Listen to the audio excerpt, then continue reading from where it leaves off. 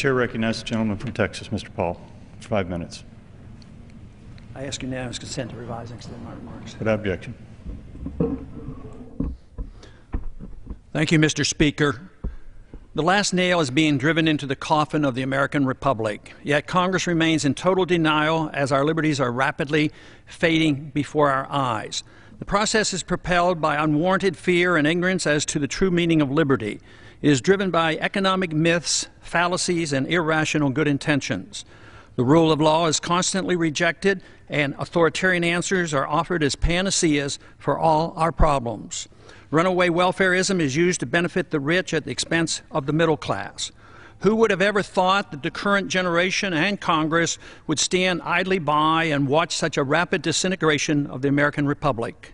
Characteristic of this epic event is the casual acceptance by the people and the political leaders of the unitary presidency, which is equivalent to granting dictatorial powers to the president. Our presidents can now, on their own, order assassinations, including American citizens, operate secret military tribunals, engage in torture, enforce indefinite imprisonments without due process, order searches and seizures without proper warrants, gutting the Fourth Amendment, ignore the 60-day rule for reporting to the Congress the nature of any military operation as required by the War Power Resolution, continue the Patriot Act abuses without oversight, wage war at will, treat all Americans as suspected terrorists at airports with TSA groping and nude X-raying. And the Federal Reserve accommodates by counterfeiting the funds needed and not paid for by taxation and borrowing, permitting runaway spending, endless debt, and special interest bailouts. And all of this is not enough. The abuses and usurpations of the war power are soon to be codified in the National Defense Authorization Act, now rapidly moving its way through Congress. Instead of repealing the 2001 authorization for the use of military force, as we should, now that bin Laden is dead and gone, Congress is planning to massively increase the war power of the president.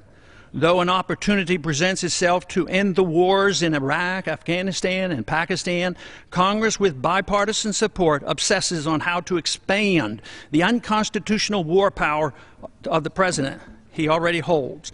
The current proposal would allow a president to pursue war anytime, any place, for any reason, without congressional approval. Many believe this would even permit military activity against American suspects here at home. The proposed authority does not reference the 9/11 attacks. It would be expanded to include the Taliban and associated forces, a dangerously vague and expansive definition of our potential enemies. There is no denial that the changes in Section 1034 totally eliminates the hard-fought-for restraint on presidential authority to go to war without congressional approval achieved at the Constitutional Convention. Congress's war authority has been severely undermined since World War II, beginning with the advent of the Korean War, which was fought solely under a UN resolution. Even today, we're waging war in Libya without even consulting with the Congress, similar to how we went to war in Bosnia in the 1990s under President Clinton. The three major reasons for our constitutional conventions were to guarantee free trade and travel among the states, make gold and silver legal tender, and abolish paper money, and strictly limit the executive branch's authority to pursue war without congressional approval. But today, Federal Reserve notes are legal tender, gold and silver are illegal. The Interstate Commerce Clause is used to regulate all commerce at the expense of the free trade among the states.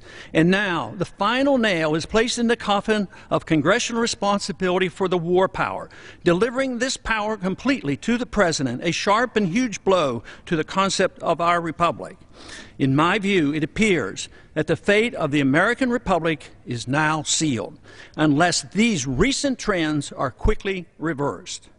The saddest part of this tragedy is that all these horrible changes are being done in the name of patriotism and protecting freedom.